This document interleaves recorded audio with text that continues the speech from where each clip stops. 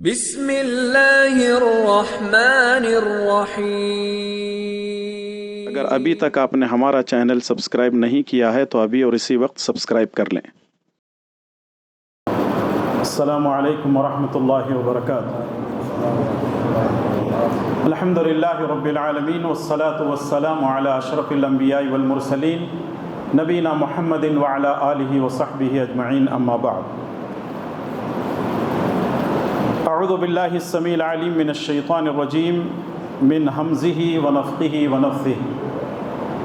تلک الرسل فضلنا بعضهم علی بعض، الآیہ۔ رب اشرح لی صدری ویسر لی امری واحلل عقدۃ من لسانی یفقہوا قولی۔ محترم حاضرین و حاضرات، اللہ کی توفیق اور اس کے فضل و کرم سے تیسرا پارہ ہم نے سماعت فرمایا ہے۔ اللہ تبارک و تعالی ہماری تمام عبادتوں کو قبول فرمائے، اس کا بہتر بدلہ دنیا اور آخرت میں عطا فرمائے، آمین۔ تیسرے پارے میں کچھ اہم باتیں ہیں جو آپ کے آج کے درس میں پیش کی جائیں گی۔ پہلی بات تو یہ ہے کہ اس میں تیسرے پارے میں دو حصے ہیں۔ ایک ہے سورہ بقرہ کا بقیہ حصہ اور دوسرے ہے سورہ آل عمران کی ابتدائی چند آیتیں یا ابتدائی چند رکوعات۔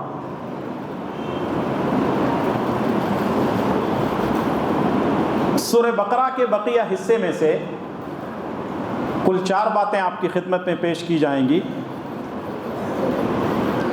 نمبر 1، 2 بڑی آیتیں۔ نمبر 2، 2 نبیوں کا تذکرہ۔ اور نمبر 3، صدقہ اور سود دونوں میں فائدہ مند کون ہے۔ اور چوتھی چیز ہے معراج کا تحفہ۔ تو آئیے سب سے پہلے سورہ بقرہ کے بقیہ حصے کو ہم سمجھتے ہیں، پھر اس کے بعد سورہ آل عمران میں انشاءاللہ داخل ہوں گے۔ پہلی چیز ہے 2 بڑی آیتیں۔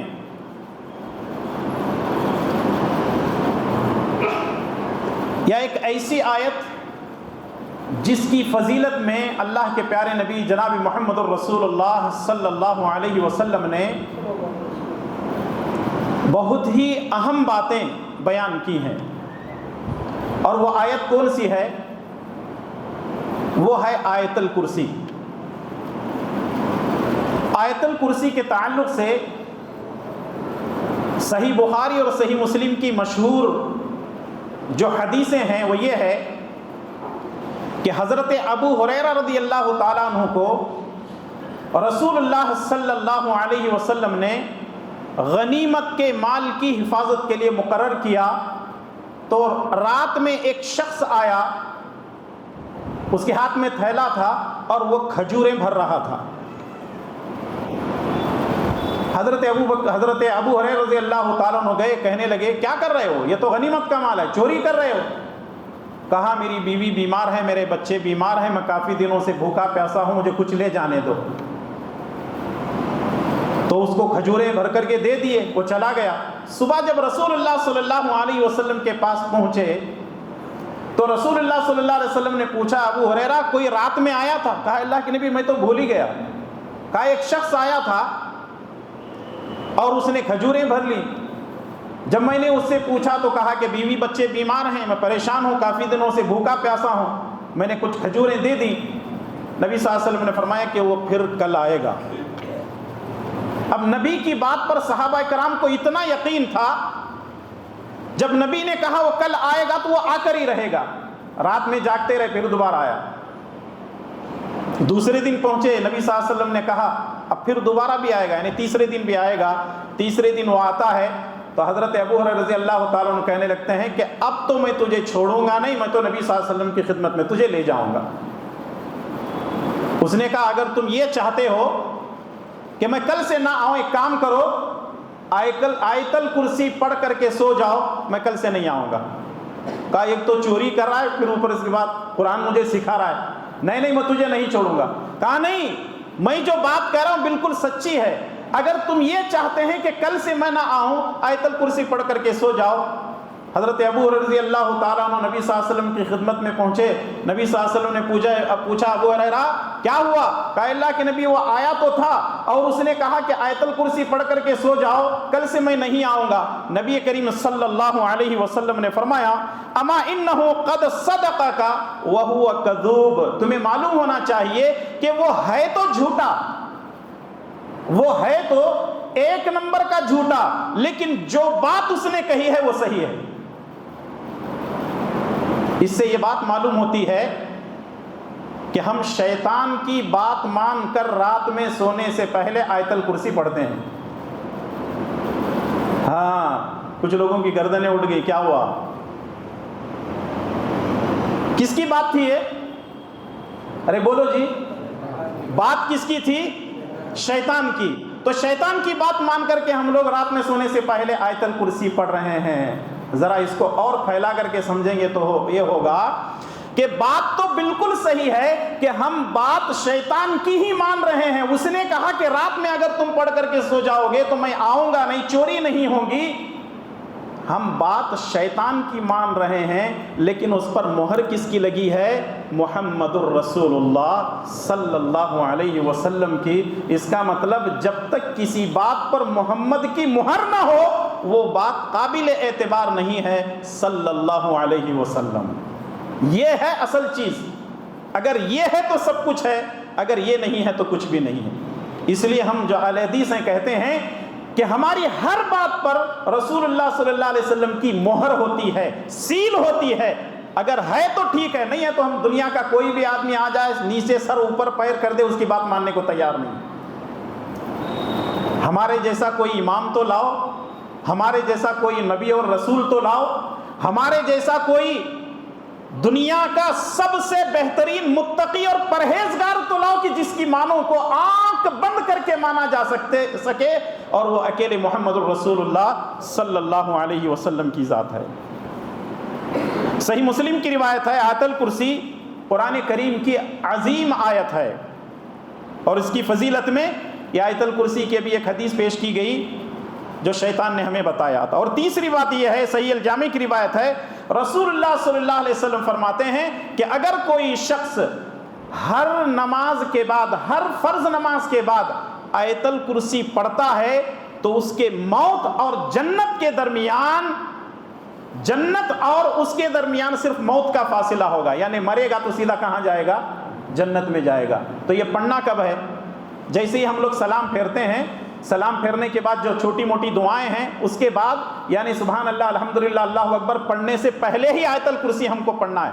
پھر اس کے بعد تسبیحات آپ پڑھیں گے، پھر اس کے بعد جو ہے سورہ اخلاص، سورہ فلق، سورہ ناس وغیرہ پڑھیں گے، جیسا کہ رسول اللہ صلی اللہ علیہ وسلم کا عمل رہا ہے۔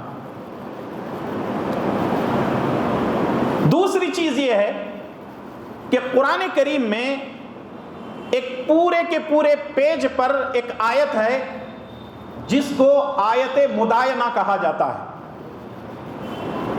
جو مقدار میں قرآن کریم کی سب سے بڑی آیت ہے۔ یعنی اگر ہم یہ کہیں گے قرآن کریم کی سب سے بڑی آیت کون سی ہے، اسی آیت کو آیت مدائنہ کہا جاتا ہے۔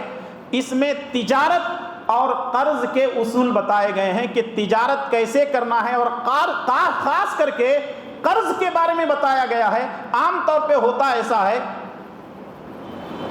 جو تاجر لوگ ہیں اس کو اچھی طرح جانتے ہیں، اگر آپ کے پاس کوئی پارٹی آ گیا اور آپ کے پاس دینے کے لیے پیسے نہیں ہیں، 50,000 روپے اس کو دینا ہے، لاکھ روپے اس کو دینا ہے، تو آپ کیا کرتے ہیں؟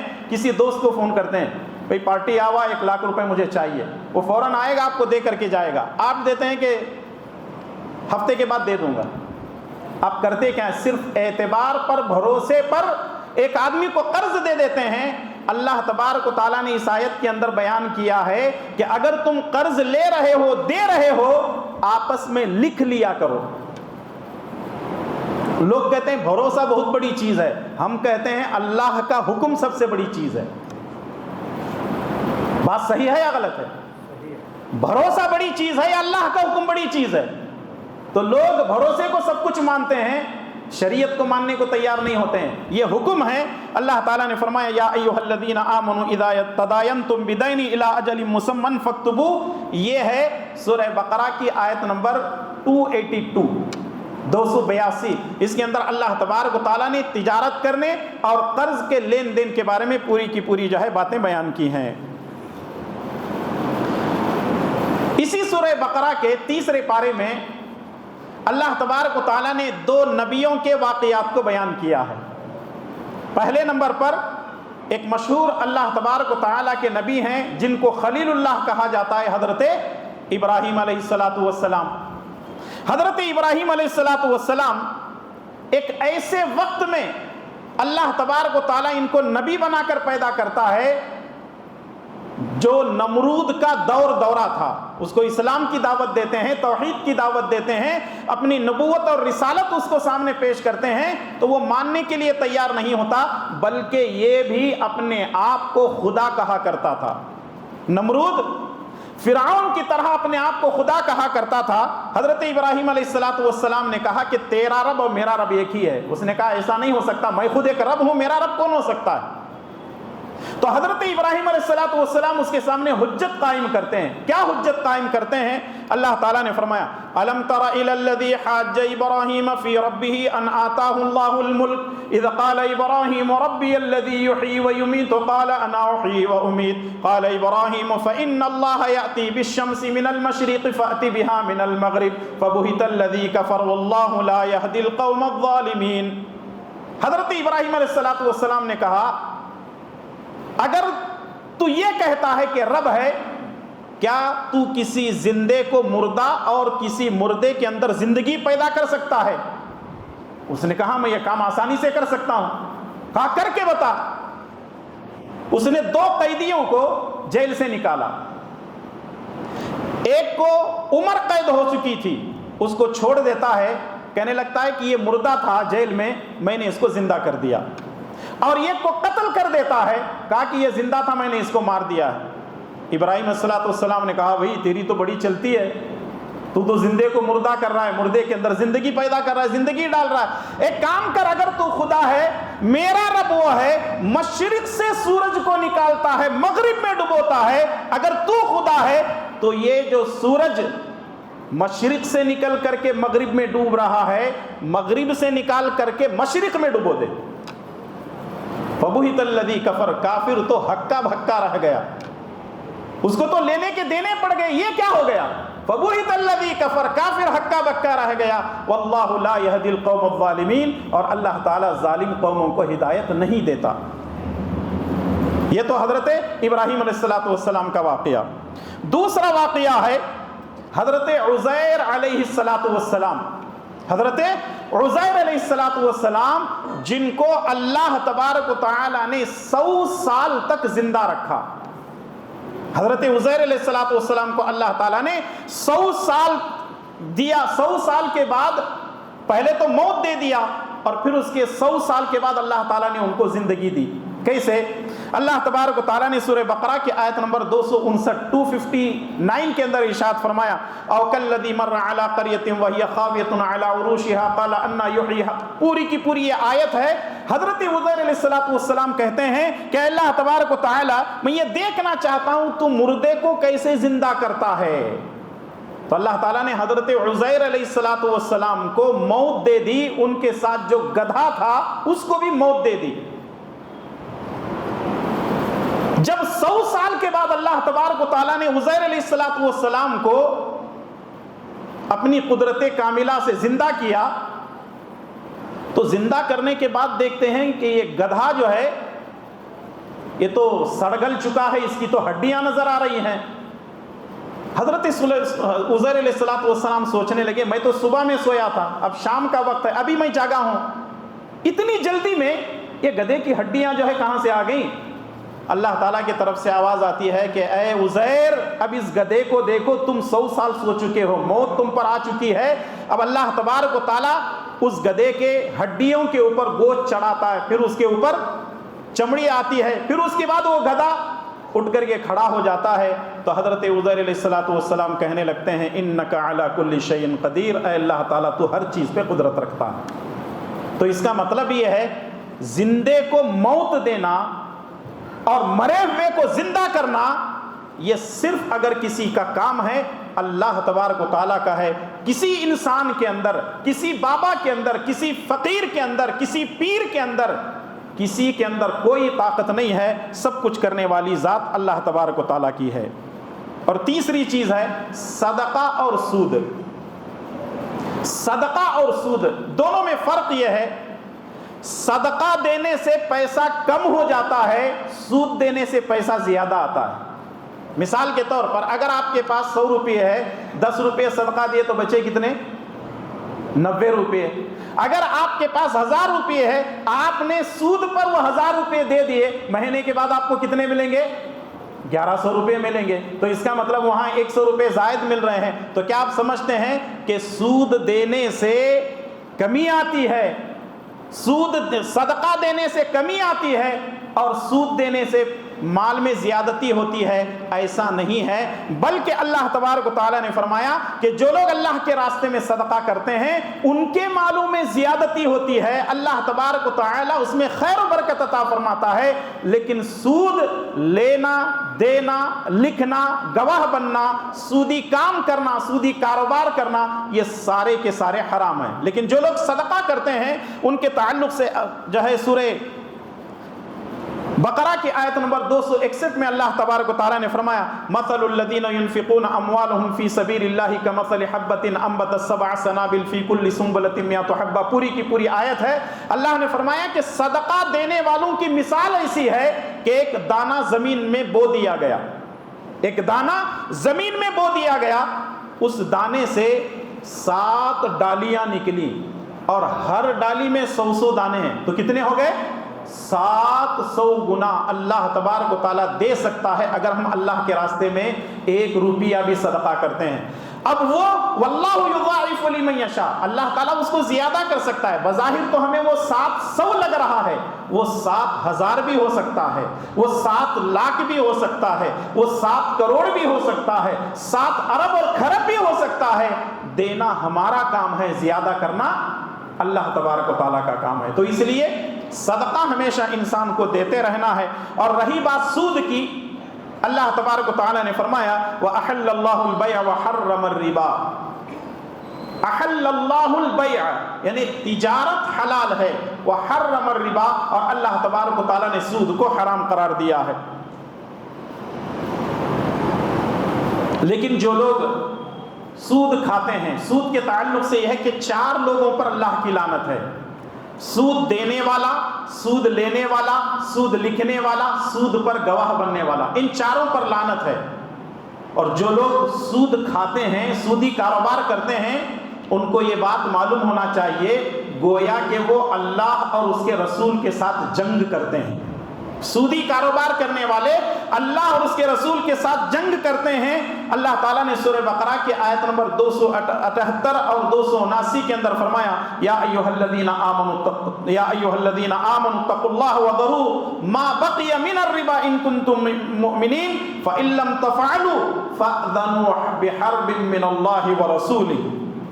جو لوگ سودی کاروبار کرتے ہیں ان کو جان لینا چاہیے کہ وہ اللہ اور اس کے رسول کے ساتھ گویا کہ جنگ کر رہے ہیں۔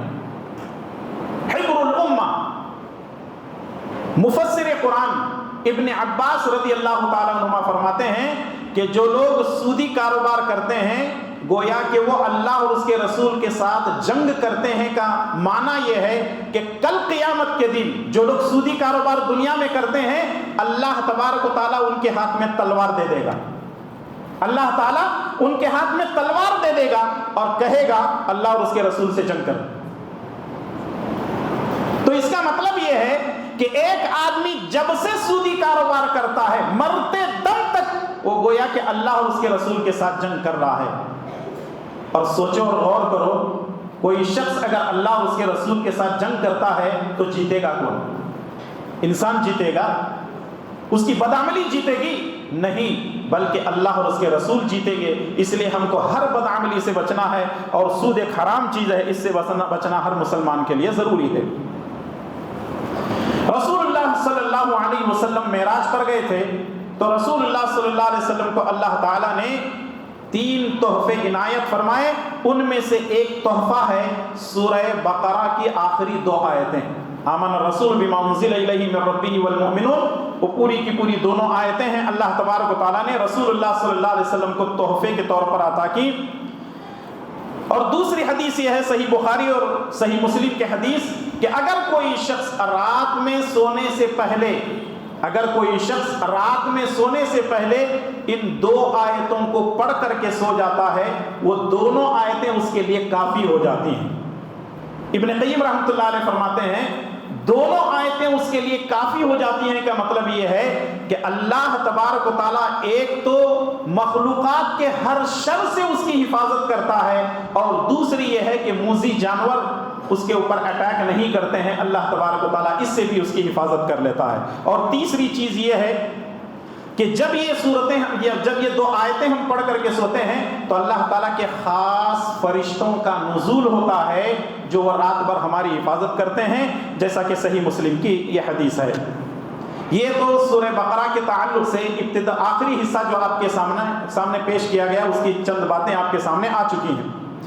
اب دوسرا حصہ ہے، وہ ہے سورہ آل عمران کے ابتدائی چند رکوعات۔ ان میں سے کون سی چیزیں ہیں؟ اس میں 3 باتیں ہیں۔ پہلی بات تو یہ ہے کہ اللہ تعالی کی قدرت کے 4 قصے، دوسری چیز ہے اہل کتاب سے مناظرہ، مباہلہ اور مفاہمہ، اور تیسری چیز ہے انبیاء سابقین سے عہد۔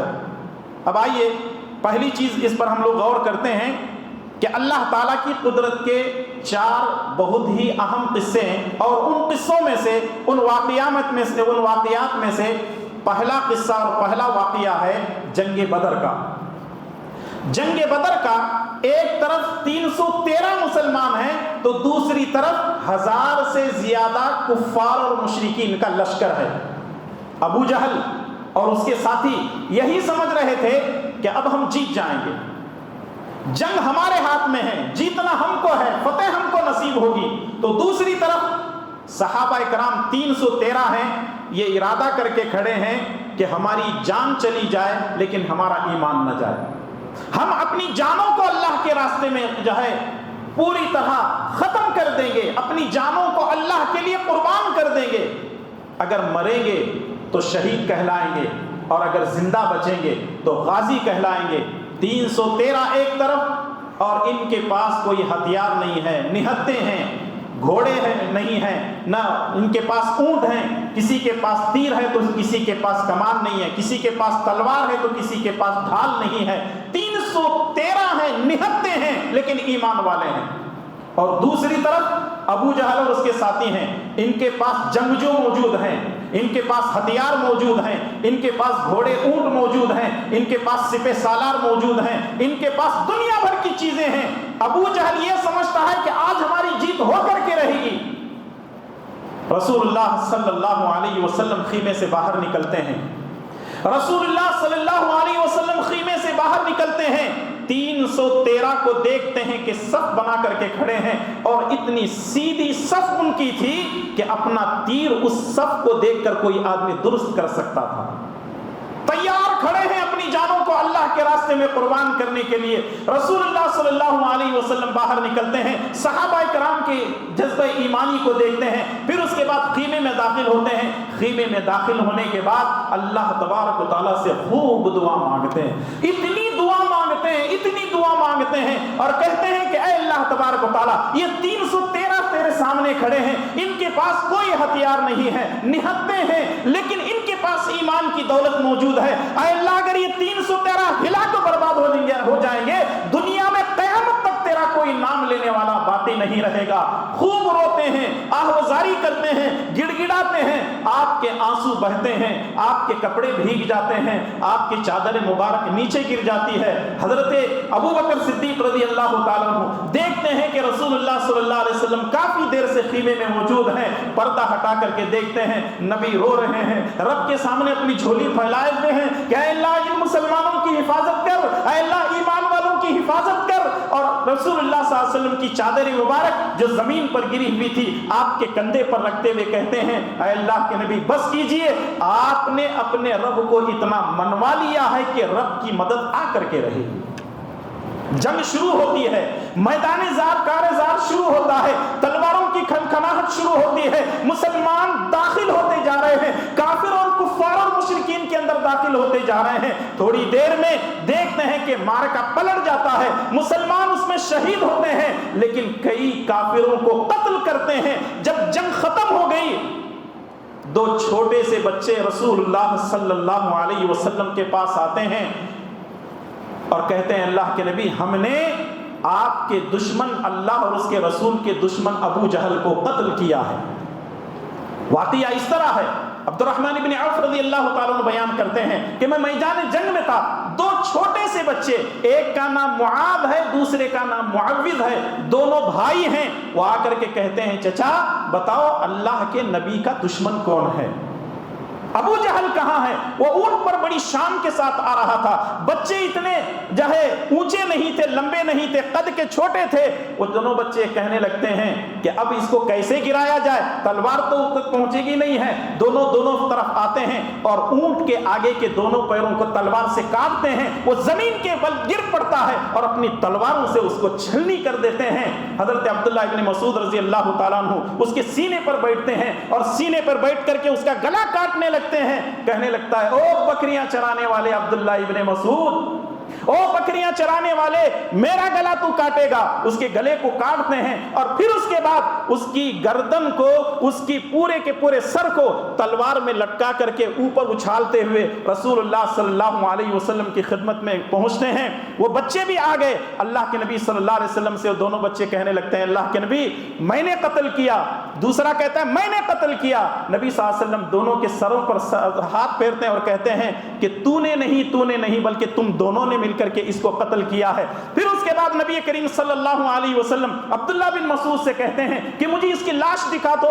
نبی صلی اللہ علیہ وسلم اس کی لاش پہ پہنچتے ہیں ابو جہل کی اور کہنے لگتے ہیں کہ ہر امت کا ایک فرعون رہا ہے، ہر نبی کا ایک فرعون رہا ہے، اور یہ میری امت کا فرعون ابو جہل ہے، یہ میری امت کا فرعون ہے۔ میرے بھائی اور دوستو ذرا سوچو اور غور کرو کیسے کیسے واقعات ہیں جو اللہ کے پیارے نبی صلی اللہ علیہ وسلم کے ساتھ پیش آئے۔ اور یہاں ایک بات یاد رکھیں، اگر انسان سچے دل سے اللہ سے دعا کرتا ہے تو پھر اللہ تبارک و تعالیٰ مسلمانوں کی ایسی مدد کرتا ہے۔ اللہ تعالیٰ نے نبی کی دعا کو، گریہ وزاری کو، آہ وزاری کو ایسے قبول کیا، ایک دو نہیں، 100 200 نہیں، 500 1000 نہیں، بلکہ 5000 فرشتوں کے ذریعے سے اللہ تبارک و تعالیٰ نے مسلمانوں کی مدد کی۔ اللہ اکبر۔ شیطان سراقہ بن جاشم کے نام پر وہ اس کی شکل لے کر میدان جنگ میں آیا ہوا تھا اور کہہ رہا تھا کہ لوگوں آگے بڑھو آگے بڑھو۔ جیسے ہی فرشتے آسمان سے نازل ہونے لگے یہ بھاگنے لگا، یمبو کے راستے سے سمندر کی طرف بھاگنے لگا۔ اور لوگ کہنے لگے ابھی تو کہہ رہا تھا کہ جنگ کرو، کہاں بھاگ کے جا رہا ہے؟ کہا جو میں دیکھ رہا ہوں وہ تم نہیں دیکھ رہے ہو۔ یہ ہوتی ہے اللہ تعالیٰ کی مدد۔ شرط یہ ہے کہ پوری نیک نیتی کے ساتھ، اخلاص کے ساتھ، آہوازاری کے ساتھ اگر ہم اللہ تبارک و تعالیٰ کے سامنے اپنی جھولی کو پھیلاتے ہیں تو بے شک اللہ تبارک و تعالیٰ ہمارے اوپر سے مشکلوں اور مصیبتوں کو دور کر دیتا ہے۔ دوسرا واقعہ ہے حضرت مریم کا۔ آپ کو معلوم ہونا چاہیے کہ حضرت مریم جو حضرت عیسیٰ علیہ السلام کی ماں ہیں، اور آپ کو معلوم ہونا چاہیے کہ حضرت عیسیٰ علیہ السلام کے باپ نہیں ہیں، بغیر باپ کے اللہ تبارک و تعالیٰ نے حضرت عیسیٰ علیہ السلام کو پیدا کیا ہے۔ لیکن تخلیق کے اعتبار سے انسان کی 4 قسمیں ہیں، یعنی 4 مراحل سے انسان گزر کر کے پیدا ہوا ہے۔ پہلے وہ جن کے ماں اور باپ دونوں نہیں ہیں، وہ کون؟ حضرت آدم علیہ السلام ہیں۔ جن کی ماں نہیں ہے وہ حضرت حوا ہیں۔ جن کے باپ نہیں ہیں وہ حضرت، ارے اب تو بولو جی واقعہ سن کر کے، حضرت عیسیٰ علیہ السلام ہیں۔ ماں باپ کے ساتھ پیدا ہونے والے کون ہیں؟ ہم اور آپ ہیں۔ یہ تخلیق کے 4 مراحل ہیں جو اللہ تبارک و تعالیٰ نے انسان کو پیدا کیا ہے۔ مریم علیہ السلام حضرت زکریا علیہ السلام کی کفالت میں تھے، اور حضرت مریم جب وہ محراب کے پاس رہتی تھیں تو ان کے پاس جو ہے انگور، کھجور اور بھی بہت ساری چیزیں ان کے پاس آتی تھیں، تو حضرت زکریا علیہ السلام پوچھتے تھے یہ کہاں سے تمہارے پاس آ رہے ہیں؟ یہاں تو کوئی چیز ہے نہیں، یہ چیزیں کہاں سے تم کو مل رہی ہیں؟ تو وہ کہا کرتی تھیں یا مریم انا لکی ھذا قالت هو من عند اللہ ان اللہ یرزق من یشاء بغیر حساب، یہ تو اللہ تعالیٰ کی طرف سے، اور اللہ جس کو چاہتا ہے بے حساب روزی دے دیتا ہے۔ اور تیسرا قصہ ہے حضرت زکریا علیہ السلام کا۔ زکریا علیہ السلام بوڑھے ہو جاتے ہیں لیکن ان کو اولاد نہیں ہوتی۔ ان کی دعا اللہ تبارک و تعالیٰ کے پاس، اللہ تبارک و تعالیٰ سے یہ دعا کرتے ہیں، اللہ ان کی دعا کو قبول کر لیتا ہے۔ ہنالک دعا زکریا رب قال رب هب لي من لدنك ذریۃ طیبہ انک سمیع الدعاء۔ یہ ہے سورہ آل عمران کی آیت نمبر 38 اگر کسی کو اولاد نہیں ہو رہی ہے تو وہ یہ دعا پڑھ سکتا ہے۔ دعا کیا ہے؟ قال رب هب لي من لدنك ذریۃ طیبہ انک سمیع الدعاء۔ بار بار یہ دعا پڑھتے رہے۔ اللہ تبارک و تعالیٰ نے بڑھاپے کے وقت میں حضرت زکریا علیہ السلام کو اولاد سے نوازتا ہے۔ وہ کہنے لگتے ہیں قال رب انا یکون لی غلام، اے اللہ تبارک و تعالیٰ مجھے اولاد کیسے ہو سکتی ہے؟ وقد بلغنی الکبر، میں تو بوڑھا ہو چکا ہوں، وامرأتی عاقر، میری بیوی بھی بانجھ ہو چکی ہے۔ قال کذلک اللہ یفعل ما یشاء، زکریا اللہ تبارک و تعالیٰ جیسے چاہتا ہے ویسا کرتا ہے۔ زکریا علیہ السلام کے بیٹے کون ہیں؟ زکریا علیہ السلام کو جو اولاد ہوئی وہ بیٹے کون ہیں؟ جی سوچ کے بولو، دیکھو جیسے ہی بولا میں سوچ کے بولو، بولتی بند ہو گئی، یعنی یقین ہی نہیں ہے۔ ہاں یہ چیز ہونا چاہیے کہ یقین ایسا رہنا، بول دیا ختم۔ یحییٰ تو یحییٰ، زکریا علیہ السلام کے بیٹے کون ہیں؟ یحییٰ، اللہ تعالیٰ نے ان کو بھی نبی بنایا۔ اور چوتھا واقعہ جو ہے حضرت عیسیٰ علیہ السلام کا ہے کہ حضرت عیسیٰ علیہ السلام ایک تو بغیر باپ کے پیدا ہوئے ہیں، اور دوسری بات یہ ہے کہ اللہ تبارک و تعالیٰ نے ان کو بچپن ہی میں بولنے کی طاقت دی۔ کیسے؟ جب یہ حضرت عیسیٰ علیہ السلام مریم سے پیدا ہوتے ہیں تو گاؤں میں آ گئے تو لوگ کہنے لگے مریم تیری تو شادی نہیں ہوئی، اولاد کہاں سے آئی؟ لگتا ہے یہ بچہ جو ہے صحیح نہیں ہے، تیرے ماں باپ نے بھی شادی تک نہیں کی۔ انہوں نے کہا کہ میں اب بات کرنے کے لیے تیار نہیں، اس بچے سے پوچھ لو، اس بچے سے پوچھ لو۔ تو یہ وہ پہلا بچہ ہے جو اپنی ماں کی گود میں بات کرتا ہے۔ کیا کہتا ہے بچہ؟ انی عبد اللہ آتانی الکتاب وجعلنی نبیا، میں اللہ کا بندہ ہوں، اللہ نے مجھے کتاب دی ہے اور اللہ تعالیٰ نے مجھے نبی بنا دیا۔ ایک چھوٹا سا بچہ، دودھ پینے والا بچہ ماں کی گود میں بات کرتا ہے۔ ویسے احادیث سے معلوم ہوتا ہے کہ 3 یا 4 بچے ایسے ہیں کہ جنہوں نے بچپن ہی میں بات کیا تھا۔ وہ ایک اصحاب الاخدود کا بچہ بھی ہے، اور دوسرے وہ جریج کا جو عبادت گزار ہے وہ بچہ بھی ہے، اور حضرت عیسیٰ علیہ السلام بھی ہے۔ تو غرض بتانے کا مقصد یہ ہے، ان تمام واقعات سے ہمیں یہ بات معلوم ہوتی ہے کہ قرآن کی سچائی ایسی سچائی ہے، قرآن کی سچائی ایسی سچائی ہے کہ کوئی بھی انسان اس کا انکار نہیں کر سکتا۔